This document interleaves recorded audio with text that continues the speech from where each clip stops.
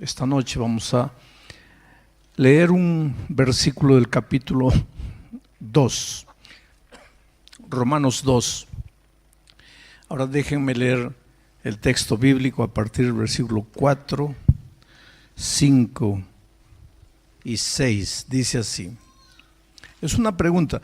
¿Sabes que Pablo fue un gran maestro? Pablo estudió a los pies de los grandes maestros judíos, entre ellos Gamaliel. Y como su padre era griego, también Pablo tuvo la oportunidad de recibir instrucción de grandes profesores griegos. Por eso en los escritos de Pablo se nota mucha influencia de la cultura griega. Es interesante que Pablo vivió en tiempos en que el imperio romano dominaba el mundo, pero el imperio romano dominaba el mundo en el sentido militar, en el sentido del poder, pero la cultura griega tenía una fuerza tan grande que ni la fuerza del imperio romano destruyó la cultura griega. La influencia helenística, la influencia de la cultura griega en Pablo fue una influencia muy grande. Y como todo gran profesor, pues Pablo siempre empieza preguntando, porque la mejor manera de enseñar es preguntar. Y Pablo empieza, durante esta semana vamos a ver, muchos de los textos que vamos a leer empiezan con una pregunta. Miren la pregunta aquí. ¿O menospreciáis las riquezas de su benignidad, paciencia y longanimidad? Tres palabras claves. Benignidad, paciencia, longanimidad. ¿O menospreciáis las riquezas de su benignidad, paciencia y longanimidad, ignorando que su benignidad es la que te guía al arrepentimiento? Pero por tu dureza y por tu corazón no arrepentido, atesoras para ti mismo ira para el día de la ira y de la revelación del justo juicio de Dios, el cual pagará a cada uno conforme a sus obras. Este versículo es medio problemático, porque el versículo 4 habla de la benignidad, la paciencia, la longanimidad de Dios. Esas tres palabras tienen que ver con el amor, con la misericordia, con el cariño que Dios tiene por sus criaturas. Misericordia es la palabra amor elevada a la infinita potencia. Es el amor del amor, la esencia, lo máximo del amor. Longanimidad tiene que ver con la paciencia, porque el amor de Dios lo lleva a esperarte, te espera. Y Pablo menciona la paciencia, la longanimidad, la benignidad, que el centro de la benignidad, lo que da origen a la benignidad, es el amor, la misericordia de Dios. Pero en los versículos 5, 6 se habla de la ira de Dios. Ahora, como un Dios amoroso, cariñoso, benigno, misericordioso, longánimo, paciente, siente ira. Y hay mucha gente que no logra armonizar estos dos conceptos. Hay gente que piensa que Dios es un Dios airado, hay gente que piensa que Dios es un Dios benigno, porque no pueden creer que el mismo Dios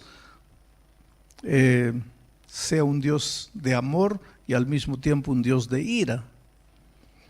Entonces, el tema de esta noche tiene como propósito explicar eso. Primero, vamos a entender lo siguiente.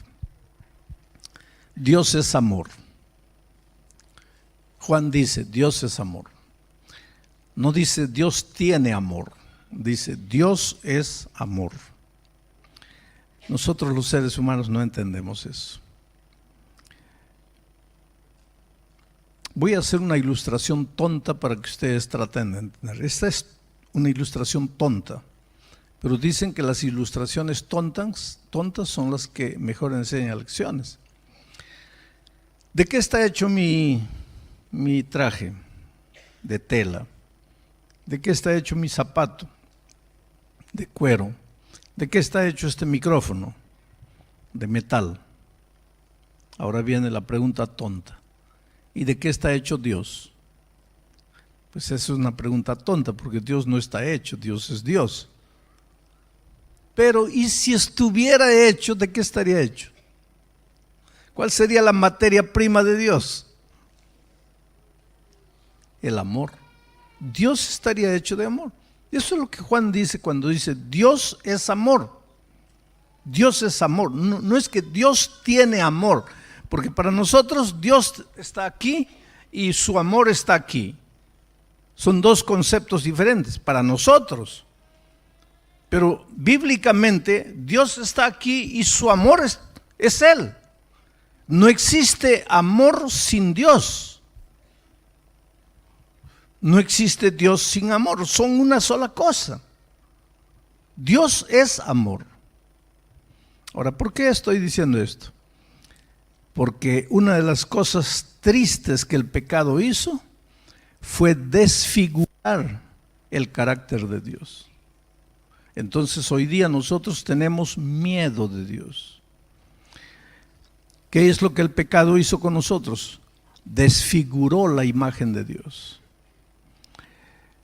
Para muchos Dios es un Dios malo, un Dios iracundo, Dios es un juez que está observando a ver la falta de sus hijos para castigarlos, para llamar a todos al juicio. Dios es un Dios castigador, Dios es un Dios al quien se le acaba la paciencia. Para muchos es ese. Pero ese es un concepto pecaminoso de Dios. Ese es un concepto equivocado de Dios. Porque Dios es amor, dice la Biblia. Dios es amor. Entonces, mira, hay gente que dice así, cuidado, no sigas pecando, mejor arrepiéntete, porque si no te arrepientes, el amor de Dios se va a acabar, el amor de Dios contigo se va a acabar. Querido, no puede haber peor tontería que decir eso. ¿Cómo es que el amor de Dios se va a acabar? El día que el amor de Dios se acaba, ¿qué es lo que se acaba? Se acaba Dios. Dios es eterno. ¿Cómo alguien puede decir que el amor de Dios se va a acabar? Si Dios es amor y Él es eterno, su amor es eterno. El problema es que nosotros vivimos en un mundo donde no existe amor.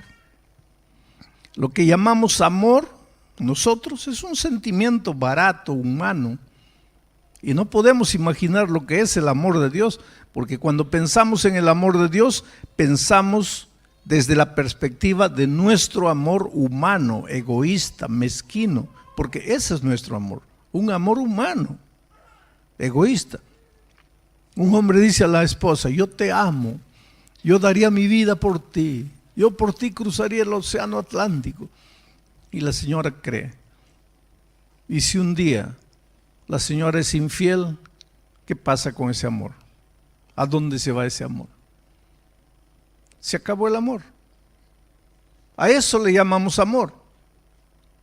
Entonces, cuando pensamos en el amor de Dios, proyectamos a Dios, ese es nuestro amor miserable, egoísta, mezquino.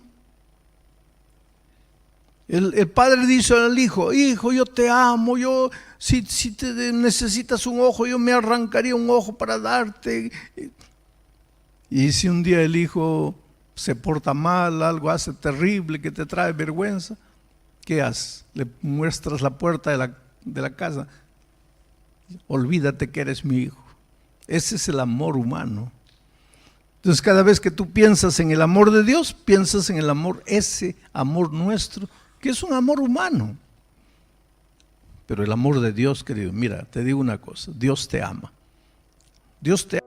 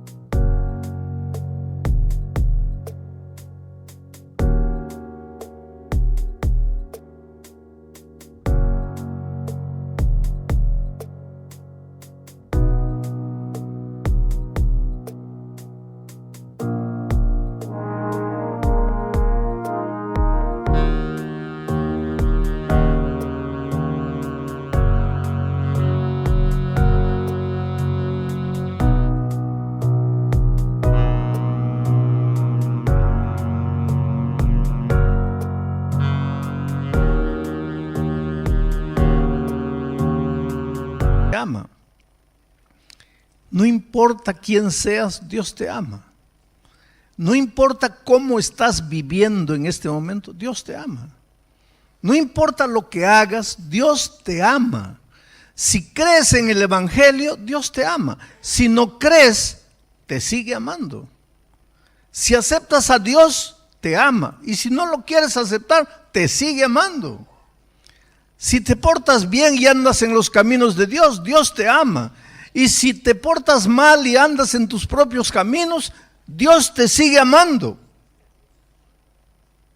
Ese es el amor que no se entiende. El amor de Dios es incomprensible. Por eso hay un poeta que escribió una poesía, le colocaron música y ustedes lo cantan ese himno, que dice así: si cada ser humano fuera un escritor, si cada hoja de árbol fuera un lapicero, si toda el agua del mar fuera tinta, y si todo el cielo fuera un enorme papel, no sería suficiente para escribir lo que es el amor de Dios.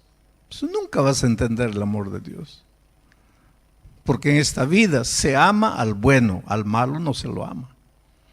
En esta vida se da la recompensa al que se porta bien, al que se porta mal no se le da recompensa.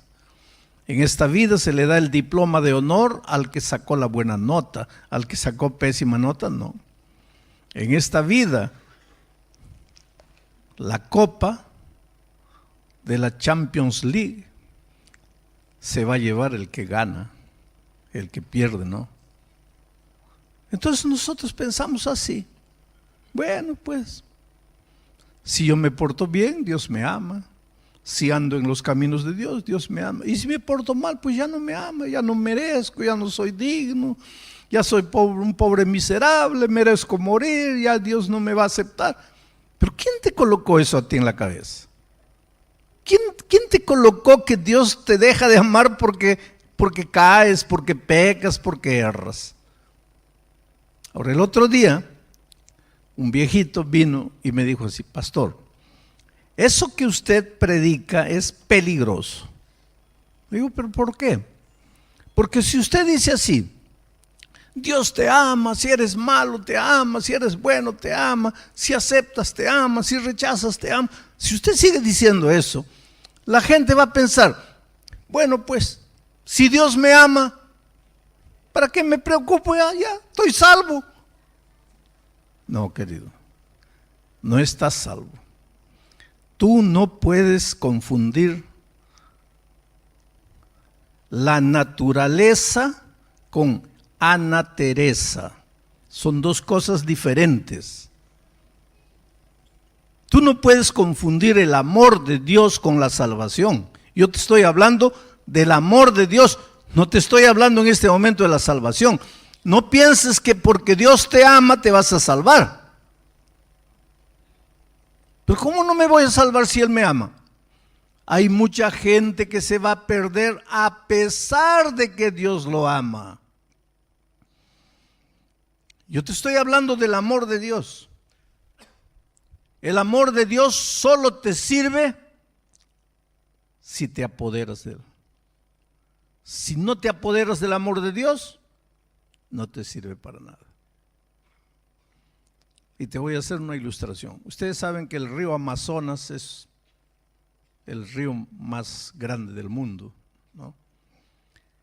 Desemboca en el Brasil, el país donde yo vivo. Pero el río Amazonas nace en el Perú, el país donde yo nací. El río Amazonas nace como una corriente así de agua finita cayendo de las rocas allá en las alturas de Cusco. Y va yendo, pues se le junta otro riacho más, ya se vuelve un río grande, se le junta otro, un río más grande. Cuando entra al Brasil ya es un río grande. Ahí en el Brasil se le juntan más ríos. Y cuando llega a la frontera ya, a la costa, ya para entrar al océano Atlántico, el río Amazonas es un río gigantesco.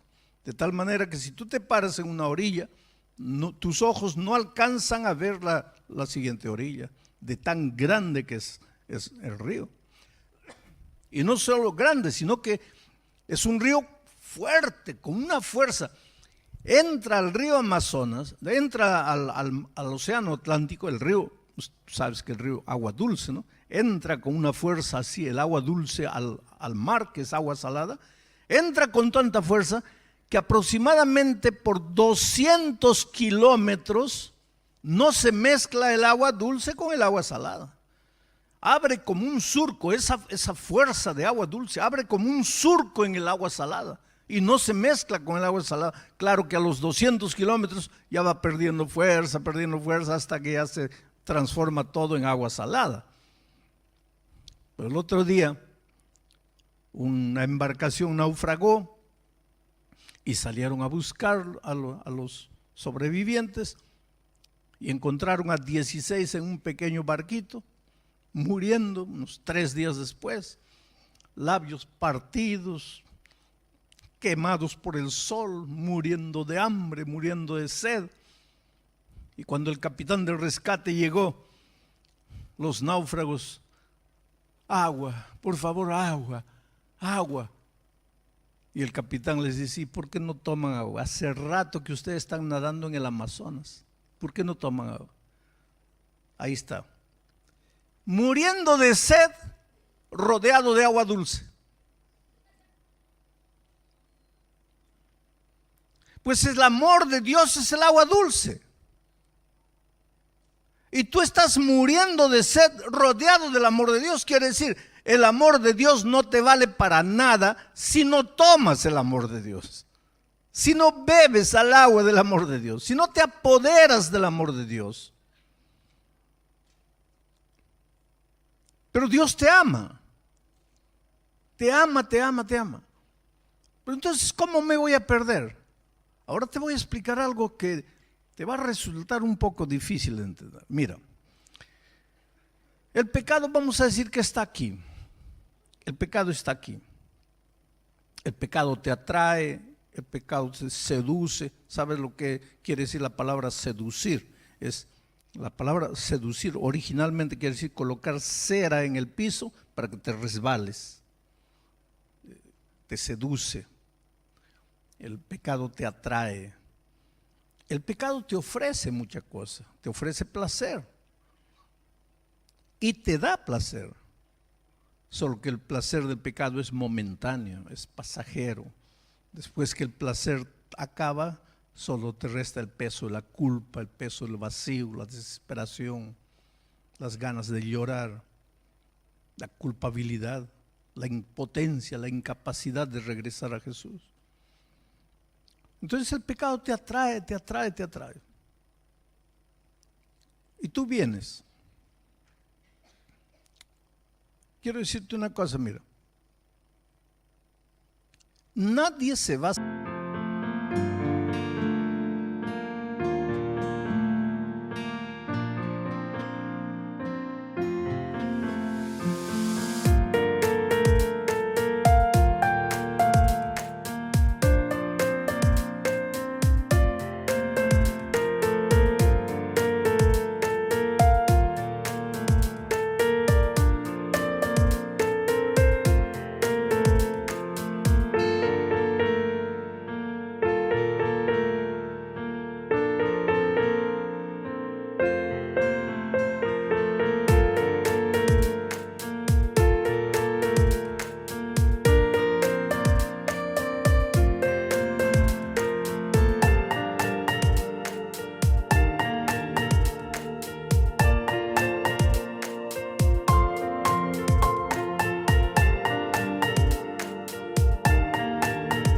salvar porque nunca pecó. Porque si de no pecar dependiera la salvación, nadie se va a salvar. Pablo dice, Cristo murió por los pecadores, de los cuales yo soy el primero, dice Pablo. Y esta noche yo les diría, yo soy el segundo. Yo no sé quién es el tercero aquí. Solo Jesucristo podría decir, nadie me redarguye de pecado. Solo Jesús podría decir, nadie puede apuntar un pecado en mí. Pero los seres humanos, David decía, en pecado me concibió mi madre. Está hablando de la naturaleza pecaminosa, ya nacemos. Y el pecado, como digo, nos atrae, pero el pecado no te habla de lo que te va a hacer. Una vez que caes en sus garras ya no puedes salir. Y el pecado es cautivante, en el sentido que te gusta. Y te gusta, y te gusta. Entonces tú te agarras del pecado. Ahí está el peligro de aprender a vivir en el pecado. Y escucha una cosa, Cristo murió por ti, no para salvarte en tu pecado, sino para salvarte del pecado. Jamás hables y menciones la gracia de Cristo para seguir revolcándote en el pecado. La gracia de Cristo no es solo perdonadora, la gracia de Cristo es transformadora. Al mismo tiempo que te perdona, te transforma. Entonces, pero hay gente que comienza a jugar con el pecado y se agarra el pecado y llega a habituarse con el pecado de tal manera que ya no quiere soltar el pecado, ya quiere vivir amarrado al pecado. Ahora, cuando Cristo venga, Él viene para colocarle un punto final al pecado. ¿Y sabes por qué? Porque lo que más detesta Dios es el pecado. ¿Y por qué? Lo más asqueroso de esta vida para Dios es el pecado. ¿Por qué? Porque el pecado te hace mal y Dios te ama. Y cualquier cosa que te haga mal, Dios no acepta, porque Él te ama. Tú eres lo más precioso que Dios tiene en esta vida. Dios te ama. Y cualquier cosa que te haga mal es una ofensa para Él. Por eso el pecado ofende al carácter de Dios. ¿Por qué? Porque te ama, quiere verte feliz. Si el pecado te hiciera feliz, Dios no tendría nada contra el pecado. Pero resulta que el pecado no te hace feliz, te destruye, te mata, mata a tu familia, tus hijos, tus valores, tus principios, te va arruinando, no te deja dormir en paz, te sientes miserable, pecador. Entonces por eso es que Dios no acepta el pecado y por eso ha enviado a su Hijo al mundo para morir por nuestros pecados, para solucionar el problema del pecado. Y por eso Jesús va a volver por segunda vez, porque va a colocarle un punto final a la historia del pecado. Y dice el profeta, ya no se levantará el pecado por segunda vez cuando Cristo venga. Pero hay una cosa que necesitas entender. Cuando Cristo venga, la ira de Dios, que no es la ira humana, porque así como nosotros no entendemos el amor de Dios porque proyectamos a Él nuestro amor humano, tampoco entendemos la ira de Dios porque proyectamos a Dios nuestra ira humana. Y la ira humana es una ira pecaminosa. ¿Cuál es la ira humana? Estás leyendo y tu hijito corriendo de aquí para allá, haciendo caer las cosas. Y tú le dices, hijo, ya, basta. Y el muchacho sigue corriendo. Y ustedes los españoles dicen, hijo, vale. Y el muchacho sigue corriendo, vale. Y el muchacho sigue corriendo y ¡pam! Hace caer un vaso de cristal precioso. Y ahí sacas la correa, sacas el zapato y pa. Esa es la ira humana, la ira pecaminosa. Y cuando tú piensas en la ira de Dios, tú piensas eso. Le proyectas a Dios ese tipo de ira que en Dios, en un Dios santo, no hay. Pero entonces, ¿a qué la Biblia le llama ira de Dios? La Biblia le llama la ira de Dios al resultado del pecado que el propio hombre cosecha, porque lo que siembras cosechas. Si siembras higos, vas a cosechar higos. Si siembras vientos, vas a cosechar tempestades. Si siembras obras de mal, pues el mal te va a llegar. El escritor bíblico a eso le llama ira de Dios, pero no es que Dios se airó y te está mandando plagas para que tú sufras. Ese Dios no existe, porque Dios es amor. ¿Existe el dolor? Claro. ¿Existe el castigo? Claro. Pero no es un castigo que Dios te lo impone, es un castigo que tú te lo impones a ti mismo cuando escoges el camino de la muerte. Entonces, cuando Cristo venga, Él no viene a destruir al ser humano. Él no viene para aniquilarte. El fuego divino no cae para consumirte a ti, no.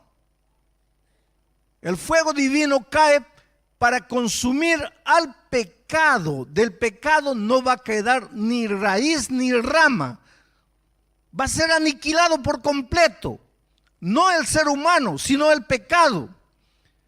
Pero pastor, quiere decir que nadie va a morir. Van a morir muchos. Pero usted no dice que la ira de Dios no viene sobre el ser humano, viene sobre el pecado. Claro que sí. Entonces, ¿quiénes van a morir? Los tontos que no quisieron soltar el pecado. Cuando la ira de Dios caiga, esos que estuvieron aquí pues van a ser consumidos junto con el pecado. Por eso es que Dios dice: hoy es el día de buena nueva. Ven, sal, porque Cristo está regresando. Ven. Pero hay gente terca que se agarra y no quiere soltar el pecado. Y cuando la ira de Dios caiga pues sobre el pecado, pues todos los que no quisieron salir van a morir. Por eso la Biblia dice: salid, pueblo mío, salid, venid. Y la Biblia está llena de esas invitaciones. Ven, yo te amo, yo no quiero que mueras, yo no quiero que te destruyas. Yo tengo un lugar especial para ti. Ven.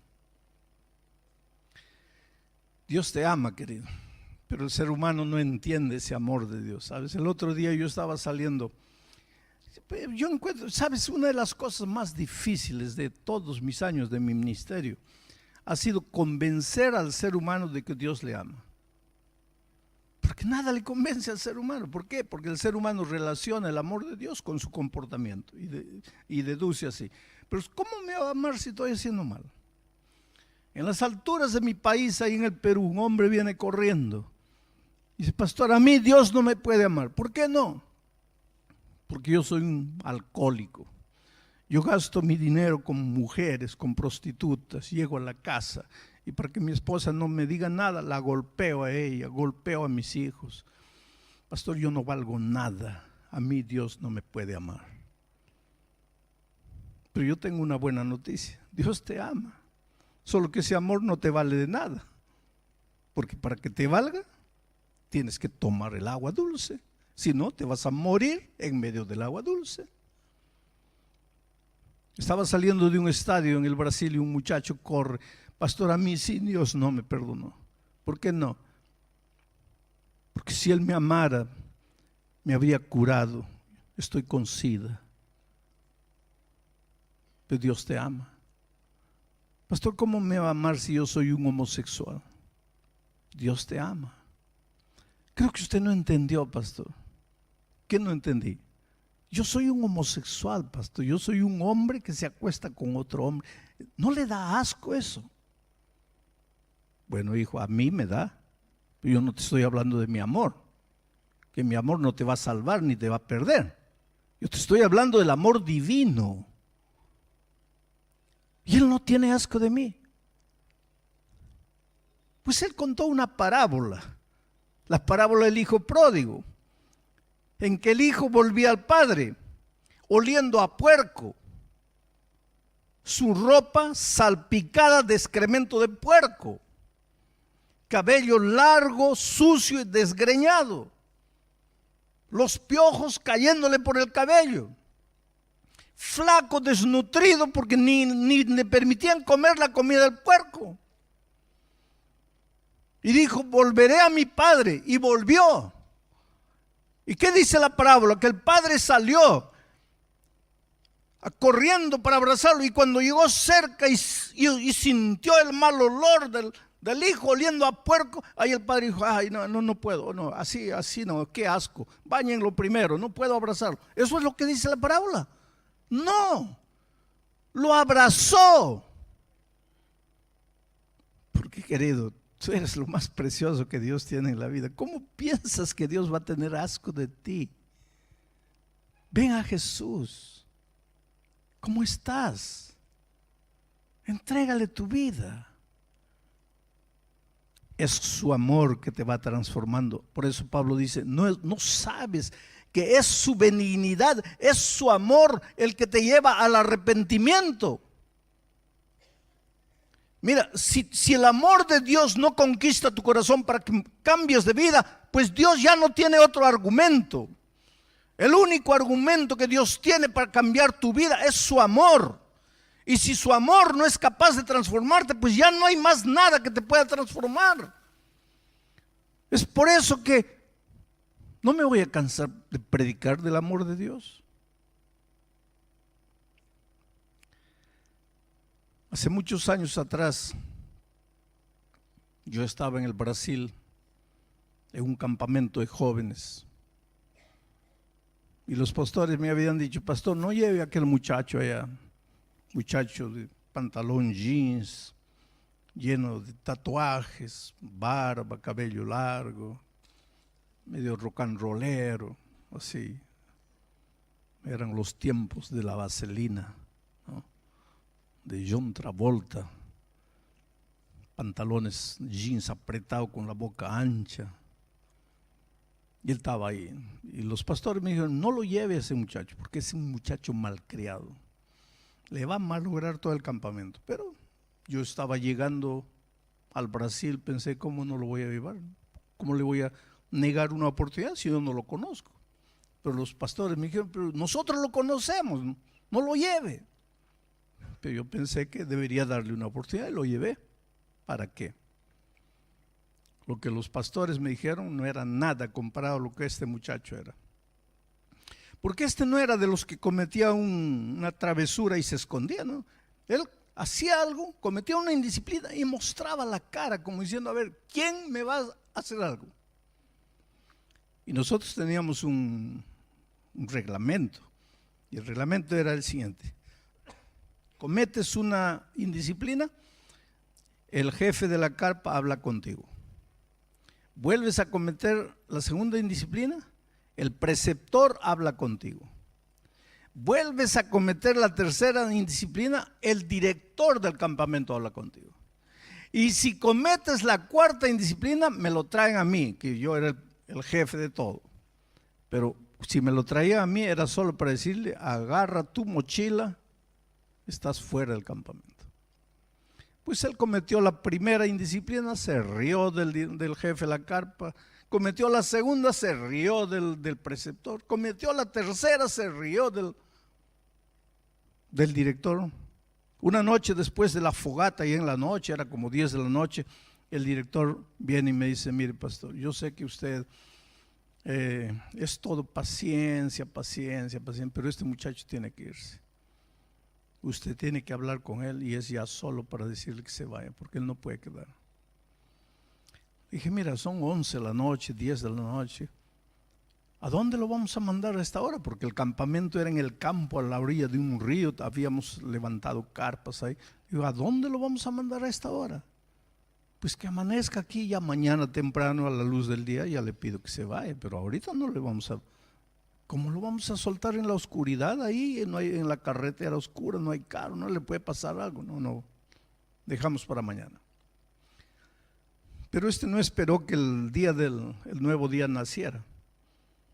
A la 1 de la mañana yo me despierto, una gritería, la gente corriendo de aquí para allá, los muchachos, las chicas, todas desesperadas. Y yo salgo para ver qué sucede.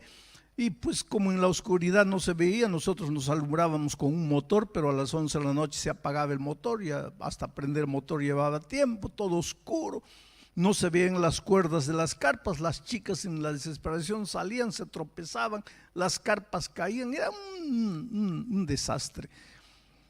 Este muchacho a la 1 de la mañana se fue abriendo todas las carpas, echándole agua helada a las muchachas y creó un pánico, y ese pánico podría provocar accidentes graves, y él no medía la consecuencia.